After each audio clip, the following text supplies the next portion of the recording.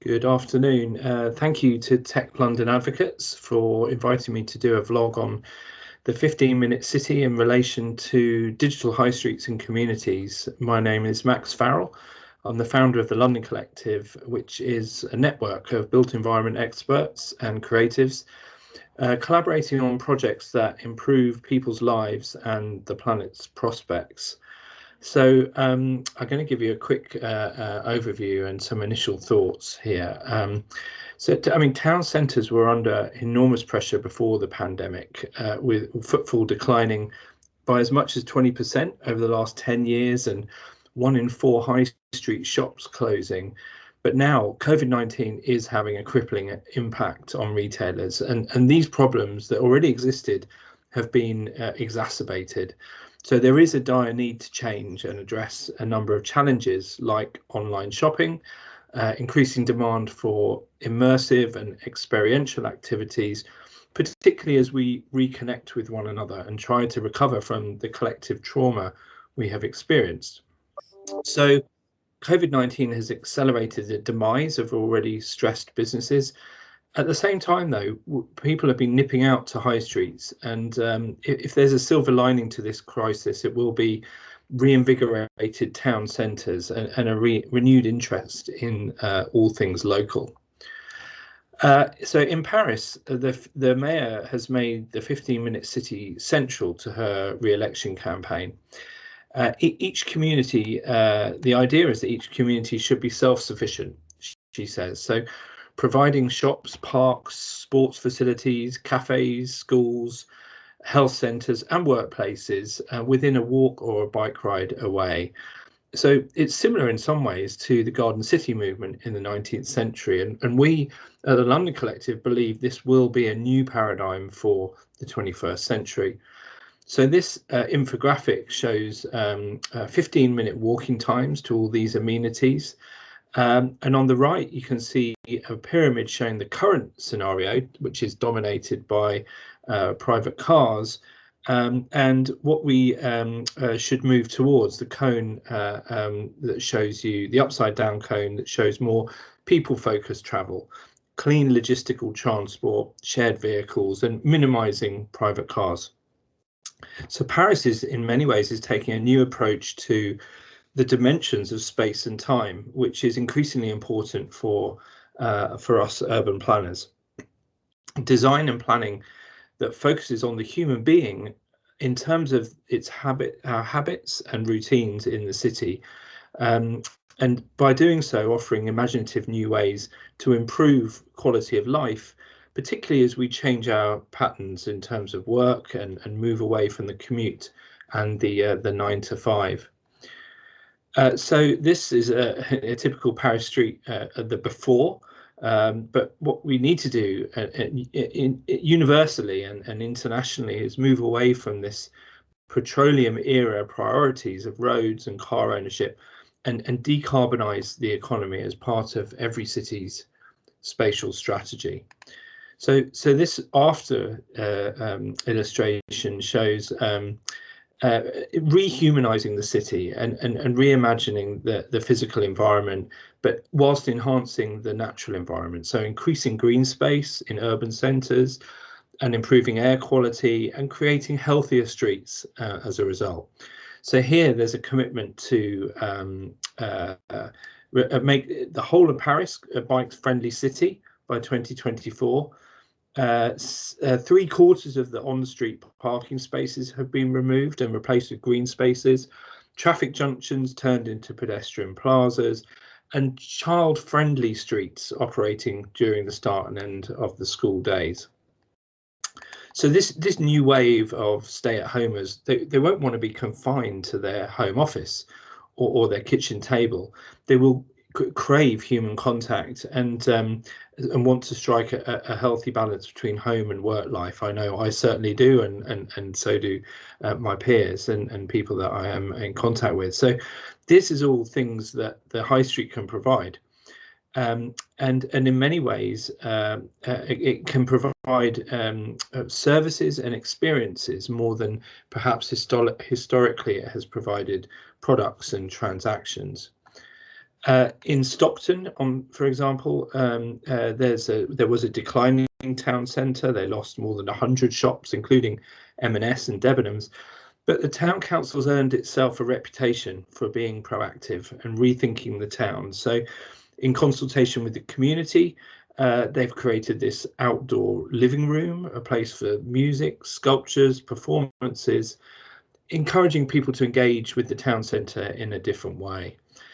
Recently, they've actually been even bolder and talked about demolishing a very unpopular shopping centre at the heart of the town and creating a new park, reconnecting the town with the river. And so this kind of bottom-up and community-led transformation is making a comeback. Then it's emerging as a positive model of regeneration, keeping gentrification at bay and often led by artists and creatives, as is the case here in Tilbury and other sort of coastal towns. So local entrepreneurs taking over disused buildings to create hubs for ideas, for example. I led a government review called the Farrell Review, a national review of architecture and built environment. And one of our recommendations was for every town and city to have an urban room where people can go and understand the past, the present, the future of their place. And there are now 15 of these throughout the country. And we're working with partners like View City 3D modelling and Commonplace online engagement to create virtual urban rooms that can be accessed by anyone, anywhere, at any time. We have basically been looking at digital master planning and the use of big and small data sets and what that will have in terms of an impact on the high street and the public realm. And the emergence of things like smart street furniture. And here we can see, for example, smart bins, but we're also looking at, with partners like Siemens, information points, smart benches, and obviously the need for charging points for electric vehicles, scooters and bikes and so on. So places can quite literally become shaped by user demand. The internet is often viewed as the enemy of the high street, but we think it can be used to future-proof town centres by connecting with local and wider audiences, advertising events and opportunities, and giving us reasons to make the journey into the town. So using apps and social media to really drive regeneration. If local retailers all joined forces and created a digital ecosystem that's place-based and authentic, it can be a really powerful attractor. So the high streets themselves can have an online identity and become sort of experiential playgrounds, if you like, where consumers can connect with brands in a more immersive, but also a physical and tactile way that they can't through their computer screens. So that can become hyper-personalized with in-store products and services. And so understanding also local food chains or connecting with local artists, for example. So it becomes about the community and the neighborhood in terms of data collection and also the use of technology. So consumerism is no longer about gaining status from products. It's about awareness and contribution to the community through the knowledge and skill of different trades people. So local retailers can invest in creating experiences around learning to galvanize local communities around passions like cycling or food growing, and creating experiences which are targeted at the community around their interest, not solely based on demographics. So there were some examples there about existing town centres like Paris and Stockton, retrofitting them. But what about designing new town centres? So at Harrington in South Oxfordshire, we're master planning a new town for 15,000 people with an outdoor town centre, which provides access to nature and wildlife, as well as the retail, leisure, cultural experiences that a high street can offer. So the master plan will provide viable and multiple uses to meet the demands of employment, education, services, leisure. We learnt a lot of lessons from master planning the first eco town in the UK at Northwest Bicester, which is true zero carbon. Here in Harrington, we are going one step further, and it's with addressing nitrogen in the air and water, enabling local food production, and creating mobility hubs, which I'll come on to. So these local centres will be multifunctional places where GPs, creches, community spaces are all in walking distance from co-working, shops and restaurants. So a variety of amenities, all focused around mixed-use centres and all crucially within walking distance from homes and green areas. So we create these ecosystems not just for white-collar workers, but for blue-collar workers too, designed that way in terms of the homes and the communities, facilities, but also people of all ages, abilities and ethnicities. This is what we mean really by creating a true sort of 15-minute city that has a response to the climate emergency in its DNA. It's really about containment of travel requirements within the settlement, and making it as encouraging people not to have to get in their car and drive wherever possible.